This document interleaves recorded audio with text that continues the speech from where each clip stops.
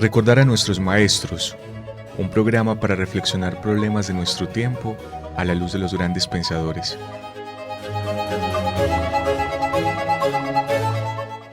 Dirección: Carlos Mario González, profesor de la Universidad Nacional de Colombia, sede Medellín.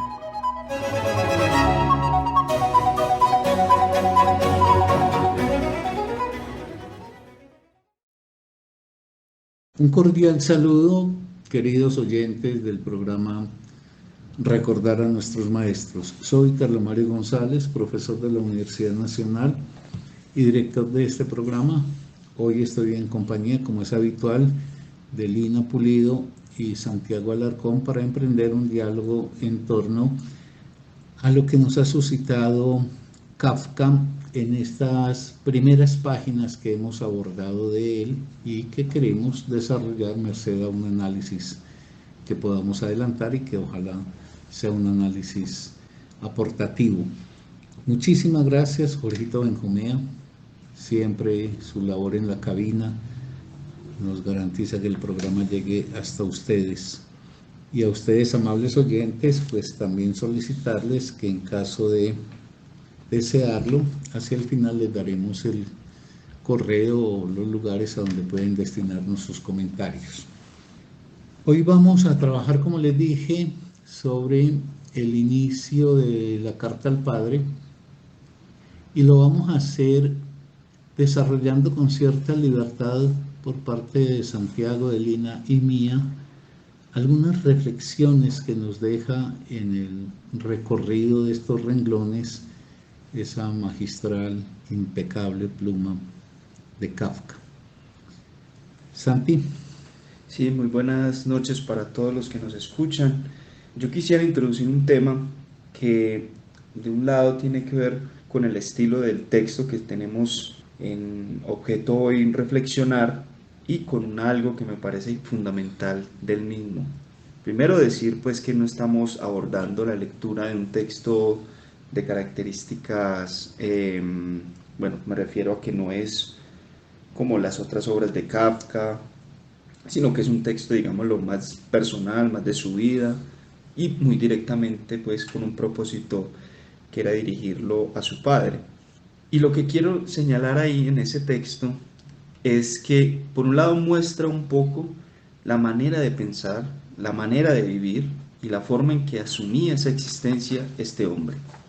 Digámoslo, como que nos lo muestra un poco más desnudo respecto a sus posiciones y concepciones con la vida, ¿cierto? Porque, digámoslo, acá no media como decía, la interpretación artística, pero sí una interpretación sobre esa forma en que Kafka, como lo digo, asumía la vida y en este caso los vínculos y como vemos pues su particular relación con el padre.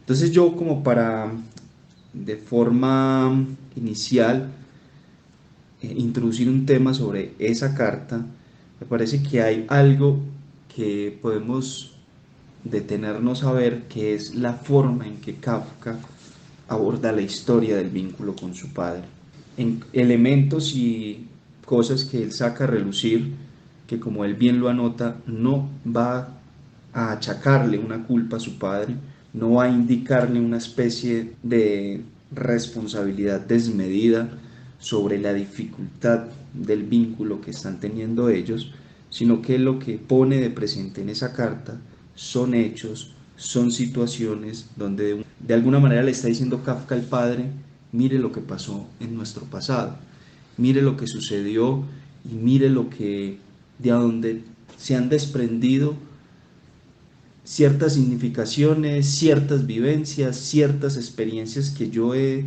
tenido de nuestra relación, y es a partir de ahí donde siento que se han generado o pueden generarse algunos malentendidos entre nosotros o algunas complicaciones. Esa manera de proceder de Kafka me parece que permite, por un lado, la comprensión sobre la dificultad de ese vínculo y conversar, o de alguna manera, como dice Kafka, de una manera muy sencilla y simple, tratar en la medida de lo posible de hacer que nuestro vínculo y nuestra relación sea lo mejor llevadera posible, no cambiar cosas que ya son muy difíciles de modificar, Pero yo quisiera iniciar con ese aspecto, porque señalar eso muestra un estilo de Kafka. Como decimos, no es entrar en una forma de achacar culpas, de decir, has sido un mal padre, soy un... o sí, como victimizarse Kafka de que o soy una completa nada por tu responsabilidad. No, simplemente ocurrieron cosas que a mí me afectaron, que sobre todo tenían que ver con tu forma de ser, que esa forma de proceder de él era también algo ligado a lo del padre. Como para ir terminando con este aspecto, es que esa manera de proceder revelaba concepciones de la vida del padre de Kafka, y por eso él lo pone de presente también y se lo ejemplifica de una manera, me parece a mí, muy afectuosa. Tú eras un hombre conquistador, negociante, que lograba cosas importantes en la vida, y eso contrastaba o inevitablemente tenía que influenciar en tu manera de transmitirme las cosas. Pero está ahí esa radiografía sobre la historia de un vínculo. Por las peculiaridades del programa de hoy, nosotros no vamos a hacer hoy propiamente un diálogo, sino que vamos a hacer referencias a tres problemas que están conexos, pero no vamos a interpelar. Entonces...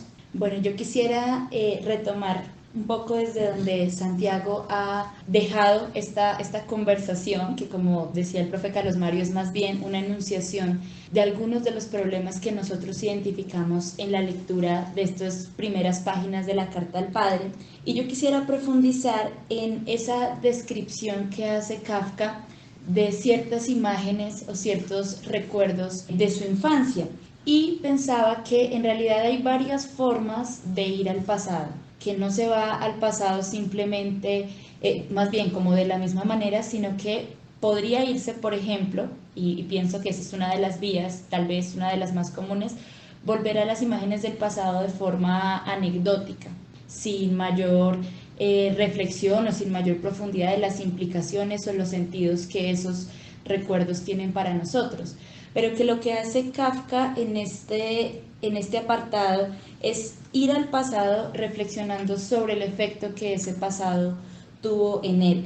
Y pensaba más precisamente en esa imagen de un hombre con su hijo cambiándose en una caseta, que podría ser una imagen muy, muy sencilla, pero que es una forma en la que Kafka nos permite entender la forma como él vivenciaba esa diferencia, por ejemplo, en la corporalidad de ambos, o en la fuerza que percibía en su padre y en la debilidad que percibía en sí mismo.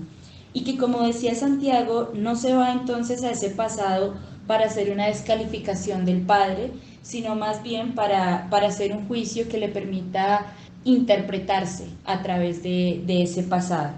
En ese punto yo creo que es ejemplar y que es importante volver sobre Nietzsche, especialmente en esa reflexión que hace en la segunda intempestiva sobre para qué se va al pasado, en ese texto que tiene sobre la memoria y el olvido, donde Nietzsche presenta esa posibilidad, claro, de ir al pasado para cargarlo como un lastre, para usarlo también como una justificación de sí mismo, o se va al pasado más bien para construir sobre eso que se ha vivenciado y crear futuros posibles. Entonces, creo que esa es un poco también la intención de esta carta al padre, porque de hecho Kafka es enfático en que, como lo mencionaba Santiago, se puede conversar sobre el pasado para intentar también vivenciar un vínculo de otra manera, en este caso con el padre. Por mi parte, yo quisiera introducir también un problema a efecto de que los oyentes y Santi y Lino también lo reflexionen. Problema que quiero relevar, destacar en la vida y en la obra de Kafka, y es la singularidad de un ser humano, la valoración de los grandes y el imperio de la mediocridad en nuestro tiempo. Son tres asuntos. ¿Cómo se configura la singularidad de un ser humano? ¿Cuál es el valor que hoy le damos a los grandes? Porque yo quisiera mostrar que hoy hay un procedimiento por el cual no queremos saber de los grandes. Esta es una época de una mediocridad aplastante, y en otras épocas había admiración por los grandes y por ende ellos eran referentes para aprender de ellos. Ahora no, ahora se ha hecho un camino inverso y es que a los grandes se les trata de amoldar a los estereotipos y a los modelos que la época impone, que la época traza. Entonces no se quiere saber de los grandes. Los grandes son objeto de una curiosidad y eso pesa mucho sobre Kafka. Se lee con cierta curiosidad y se autoriza a cualquier persona casi que a postularle a Kafka un cómo debió haber sido, en lugar de, por ejemplo, aprender humildemente de todo lo que este hombre nos aportó.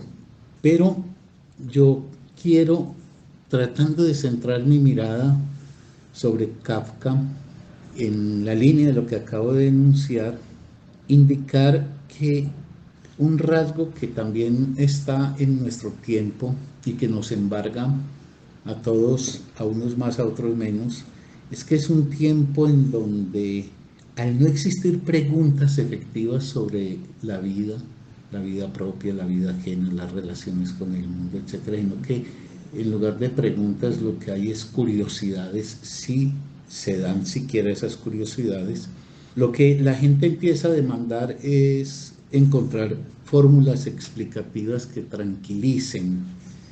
Es una época que yo podría caracterizar de un lado como la época de la curiosidad de unos, que es muy distinto a preguntar. Ahora no hay tiempo, pero una cosa es el preguntar.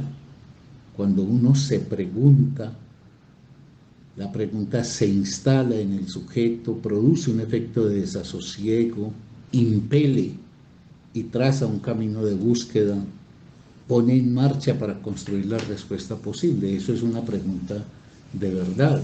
Lo otro es curiosidades. Y entonces tenemos muchas curiosidades sobre la vida y aparecen los grandes escritores como Kafka y entonces se va a él pidiéndole que por favor pues nos diga cómo fue su existencia y qué fue lo que formuló, pero insisto, a diferencia de otras épocas donde se admiraba a los grandes pensadores y se quería aprender de ellos, ahora lo que quiere es aplanarlos para ponerlos en el molde de mediocridad en que vivimos la mayoría de los seres humanos. Entonces Kafka es un objeto de curiosidad y creo que es uno de los pensadores que más ha tenido que padecer el ser objeto de una curiosidad. De un lado, una época pues que digo que es la curiosidad de unos, de muchos, y de otro lado aparecen unas autoridades que son los oferentes, los que le entregan a la gente los cómo vivir, por ejemplo. Entonces, eso nos define como una sociedad sometida al consumismo de fórmulas y estereotipos para la existencia. Ahí están las autoestimas, está la superación personal, están las consejerías de todo tipo. Incluso eso cae sobre los grandes pensadores. Y estoy pensando en Kafka cada que digo una palabra. Es que se toman las grandes obras como si fueran una consejería, muchas veces por la vía negativa. Es decir, ¿cómo no se debe ser para no terminar uno siendo Kafka? Que sufría tanto, que padecía tanto, que pobrecito, que vida tan miserable. ¿Cómo no ser el hijo de un padre déspota, autoritario, etcétera? En fin, lo que quiero ubicar es que en el caso de Kafka, las formas en que esta sociedad le llevan a perder las enseñanzas derivables de su obra y las enseñanzas derivables de su vida, con lo cual se produce el paradójico efecto de que incluso quienes se aproximan al gran pensador le extirpan toda la potencia transgresora, todo lo aportativo de él, para poderlo amalgamar en esas formas mediocres y comunes que terminan considerándose los ideales para la época. De la obra no diré mayor cosa porque pues habría tanto que decir que es preferible dejarlo para otra oportunidad. Pero la obra de Kafka se repele por extraña, se la califica de absurda, de pesimista. Yo he escuchado gente que dice, no, yo no leo a Kafka porque es muy pesimista, o gente que ante la dificultad, porque es una obra que tiene el prodigio de la pulcritud, la limpieza con la cual el lenguaje es desplegado por Kafka, pero es una obra que se vuelve una obra exigente, que no es de una interpretación inmediata. Entonces la gente tiende a eliminar esa dificultad y a descalificar el valor de la obra a nombre, por ejemplo, de que pues es absurda o que esas cosas no se logran entender bien, que eso pareciera literatura fantástica y que es pesimista. Ese es un problema cultural educativo que tiene que ver con qué es lo que se entiende por leer y sobre todo pues algo en lo que reiteramos mucho: para qué se lee y cómo se lee. Pero ahora lo que me interesa es señalar unas cuantas palabras sobre el caso de Kafka ya en relación a su vida, porque esta carta que estamos leyendo es una carta que no es una obra literaria, no es una obra de ficción, es el discurso que le envía un hijo a un padre que, como bien dijo Santi, intenta explicar las vicisitudes de una vida y que Lina pues refrendó con referencia al valor de ir al pasado. Yo digo así tajantemente, hay 3 pestes que caen sobre el conocimiento de un hombre como Kafka, y esas 3 pestes contribuyen a debilitar inmensamente el aporte de este pensador y, como digo, a extirparle todo lo más rico para volverlo simplemente casi que una especie de contraste Kafka con lo que debería ser y que nosotros encarnaríamos en nuestra mediocridad. Hay 3 pestes que caen sobre Kafka y que han tergiversado inmensamente la aproximación de la gente a la obra de Kafka, y que si las enuncio es porque me parece muy conveniente uno curarse de esas 3 pestes. Esas 3 pestes son la mirada psicológica y la mirada pedagógica. El discurso psicológico y el discurso pedagógico, porque estos son 2 discursos que en nuestra época tienen mucho éxito, dado que son discursos que prometen resolver el cómo se debe vivir, el cómo se debe hacer, etc. Entonces, esas 2 miradas, la psicológica y la pedagógica, bajo ese ideal que tienen de dar cuenta del cómo debería ser, si se hace esto así, si se cumplen bien estas etapas, entonces los efectos serán muy positivos, entonces cómo debe educar un padre para que entonces el hijo salga un gran hijo, etc. Esas formas que caen rápidamente en las consejerías plantean casi pedagogía y psicologías, unos ideales que servirían para contrastar con Kafka. ¿Cómo no se debería hacer en la educación de un hijo para que no se produzcan los efectos desastrosos que se le endilgan a Kafka? Entonces, hay gente que piensa que de Carta al Padre lo que podemos concluir es que Kafka fue un pobrecito, un desgraciado, un desdichado, que su vida no fue sino una suma de tribulaciones y todo en gracia a ese padre déspota que orientó su vida. Ahí a la gente se le pierde una simple y llana necesidad lógica que permitiría indicar que es que cómo se construye una singularidad humana. Eso no es un asunto que devenga directamente del modelo formativo que instaura un padre. Es decir, en la familia Kafka fueron 4 hijos, pues los que sobrevivieron. Ni Otla, ni Vali, ni Eli fueron Margarita Yourcenar, Virginia Woolf o Catherine Mansfield. Fueron mujeres comunes y corrientes. Ese padre de Kafka fue un padre con una concepción educativa muy discutible, sí, y sin embargo tenemos a Kafka. Entonces ahí por lo menos uno tendría que problematizarse. No es tan sencillo, no se pueden postular, sed así como padre y daréis el efecto conveniente, el que esperarías como lo mejor. Yo creo que se educa dando lo mejor de sí, generando formas de respeto, pero sin ninguna garantía de qué es lo que va a resultar. Carlos, disculpa, incluso porque el mismo padre de Kafka tiene un cómo vivir. Claro. El mismo padre de Kafka concibe que darle todo a su hijo, la educación, era el cómo Exacto, vivir. exacto. Satisfacerlo. Ese es un buen ejemplo que pone Santi. Todos conocemos gente que ha recibido todo, buen trato, satisfacción de todas las necesidades materiales, etcétera, y son un desastre en la vida. Y este que tiene un peso autoritario sobre él resulta siendo el hombre que nos expresa esa carta, del hombre lúcido, claro, apropiado del lenguaje, creador de universos, etcétera.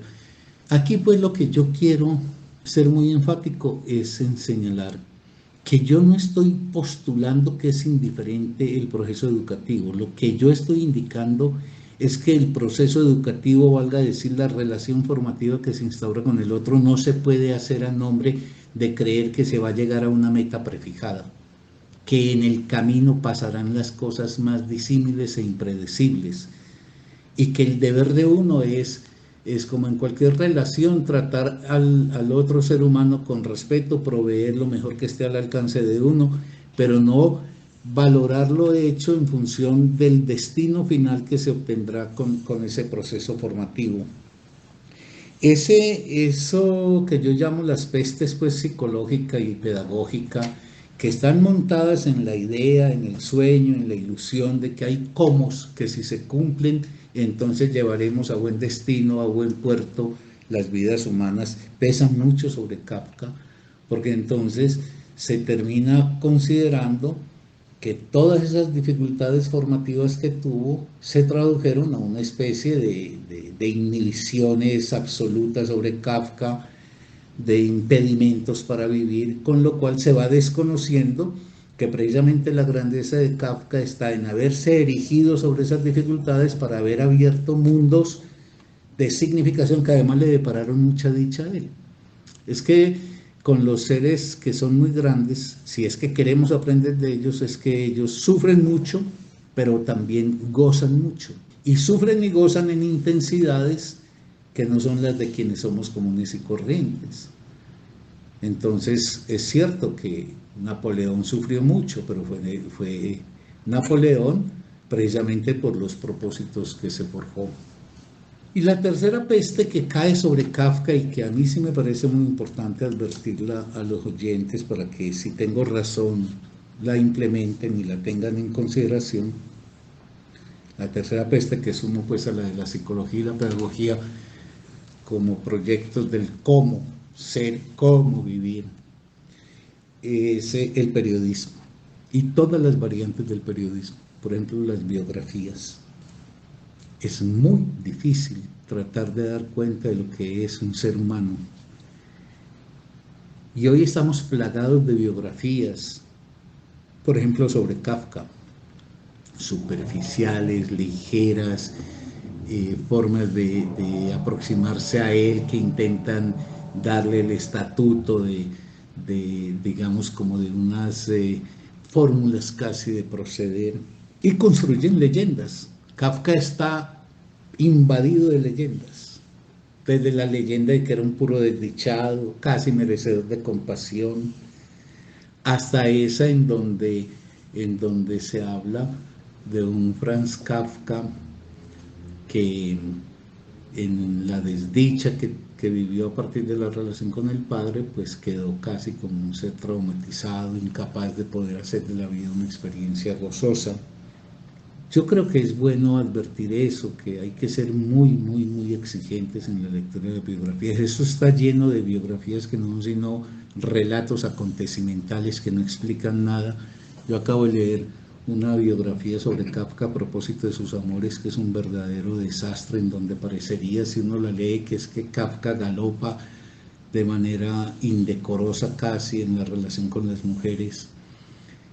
Y sería en eso muy conveniente que se pudiera tener la conciencia y la sensibilidad en que una biografía tiene que ser penetrante. Yo no conozco sino una biografía que puedo poner la palma en el fuego por su inmensa calidad, porque tiene no solamente la documentación requerida, sino porque logra penetrar a lo más hondo de los procesos constitutivos de Kafka y de las formas de reflexión existencial, que es la biografía que publicó Acantilado con la autoría de Rainer Stack.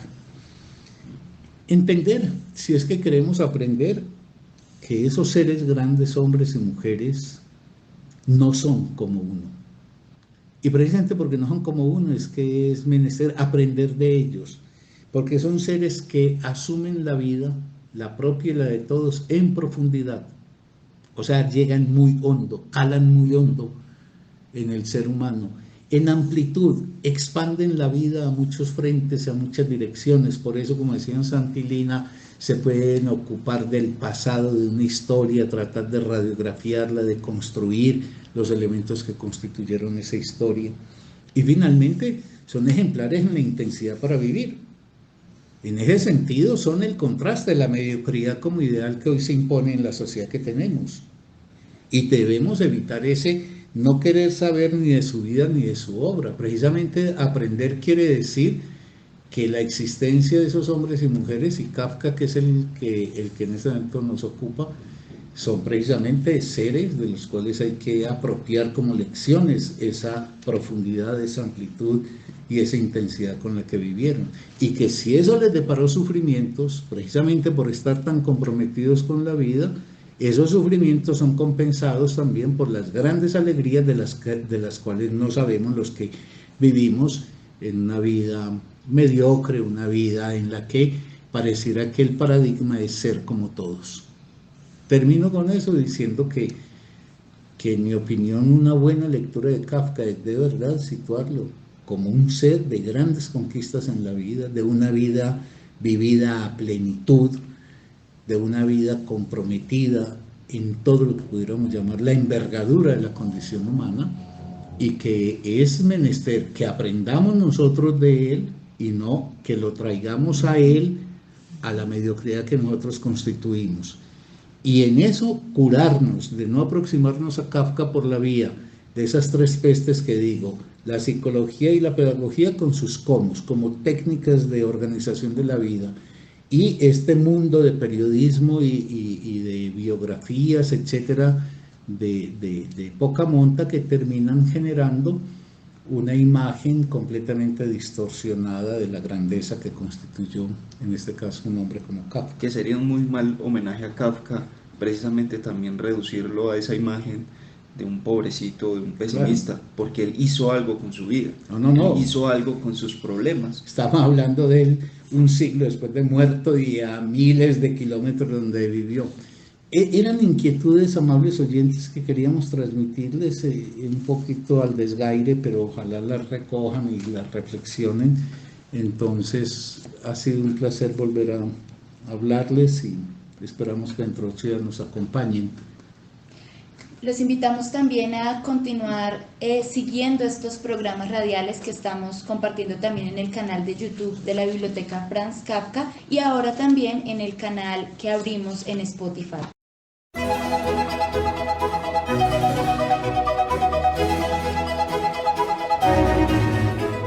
Recordar a nuestros maestros, un programa para reflexionar problemas de nuestro tiempo a la luz de los grandes pensadores.